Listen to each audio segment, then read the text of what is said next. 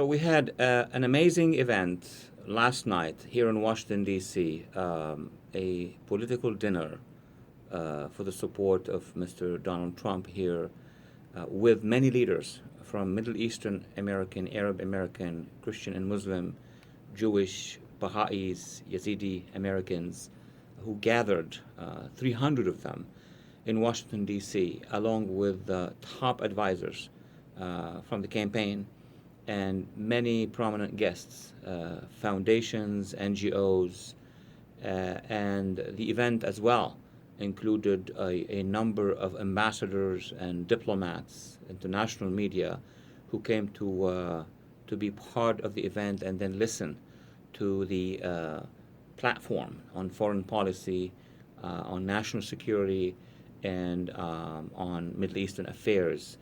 This event was sponsored by the Middle East American Advisory Board, which was announced by the Trump campaign, and the American Mideast Coalition for Trump, whose leaders represent a variety of groups across the land, from Syrian, Lebanese, Iranian, Egyptians, all the Arab countries and communities, Turks, but also these ethnic minorities in the region, such as Assyrian, Maronite, Chaldeans, Syriac, Copts.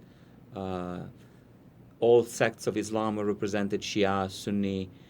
East Africa was represented, from Sudan to Ethiopia. It was probably the most diverse kaleidoscope that we have ever seen in a campaign. The consensus of the leaders was that they have experienced over the past 8 years, and they knew the current policy of the administration, of the Obama-Clinton administration, with regard to the region, and they found out that it did not work well. We have many wars going on in the Middle East now, at least since 2011, Syria, Iraq, Yemen, Libya. We have tensions across the board from Lebanon, Turkey. We had failures of the Obama-Clinton administration in dealing with important changes that were taking place in Egypt. The administration and Secretary Clinton at the time sided with the Brotherhood, Muslim Brotherhood, instead of being with the civil society of Egypt, which prompted actually a democratic revolution in 2013, in June of 2013, with 33 million Egyptians on the streets to oppose the regime of the Ikhwan, of the Brotherhood. Tunisia as well, we sided with the wrong side.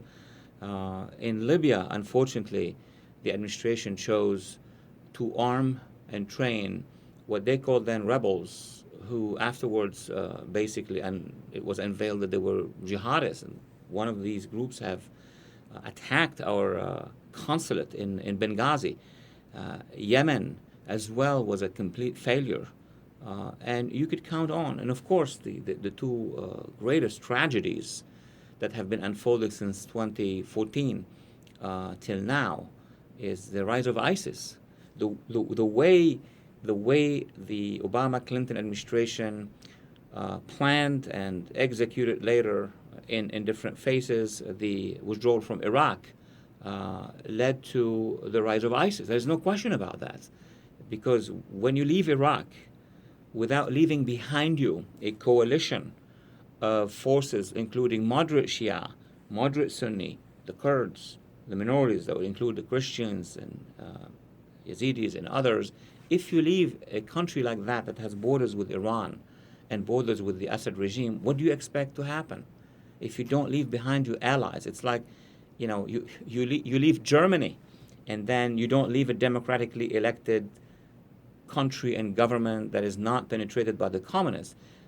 Had we left West Germany without that strong alliance with them, of course, pro-Soviets would have been all over the place.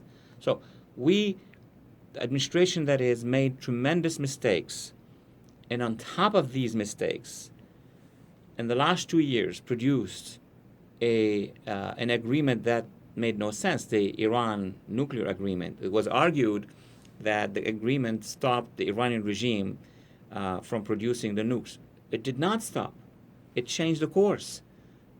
we had to release $150 billion to the Ayatollah regime before they change course.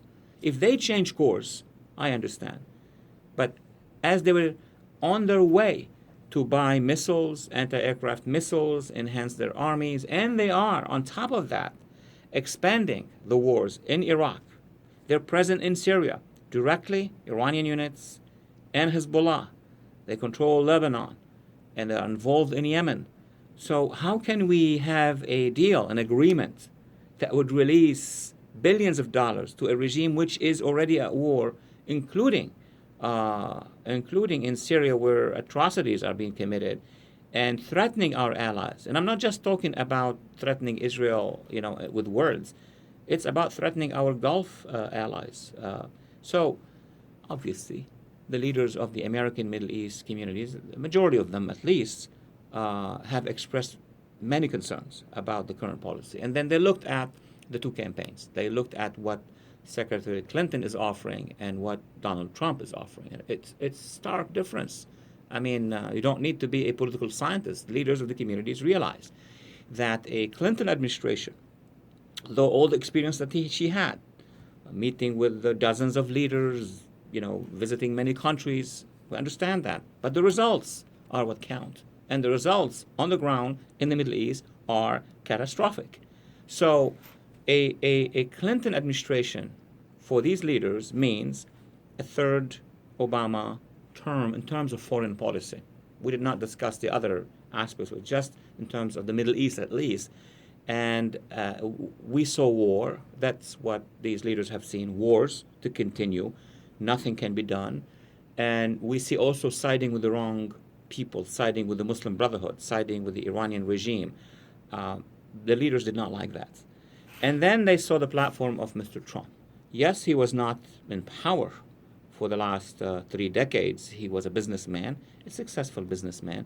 So his platform basically is what he has in terms of being advised, not just by 200 generals and admirals, but also by many, strategists. And what he proposed made more sense for the leaders of these communities. He proposed that we need to finish off ISIS, not just, entering Mosul and Raqqa. We've done that before. Didn't we actually go and liberate Mosul? Did a couple surges? It's the policy that follows that is of concern. So terminating ISIS is basically dismantling its presence and also doing a war of ideas. We have to contain this ideological growth, the jihadi ideology, making sure that this deal with Iran is not the right one. We have to recall the deal and then figure out a different solution that would involve our allies, that would involve the Iranian people, that would involve an international consensus. Last but not least, homeland security. The leaders of the American Middle East communities, or at least those who support Mr. Trump, are very, very concerned about the fact that we have been hit, at least since 2009, repetitively on the homeland by jihadists, not just by jihadists coming from outside, thrusting into the borders, camouflaging, but people who have been recruited on national soil. And they have been recruited, they have not been detected because the Obama-Clinton administration have removed the jihadi doctrine as a measurement. So on all these grounds, should it be national security, should it be the Middle East or international politics, this coalition of American Middle Eastern leaders and groups have decided to endorse Mr. Trump. And then they will be mobilizing their communities. They may not be representative of the entire community, of course. People are Democrat, Republican, Independent. But for the first time, we see that there is a significant support for Mr. Trump in these communities. And they will be, I think, very effective in many states. And we'll see. And hopefully they will be there for the election day on November 8th. And we will be together again. Thank you.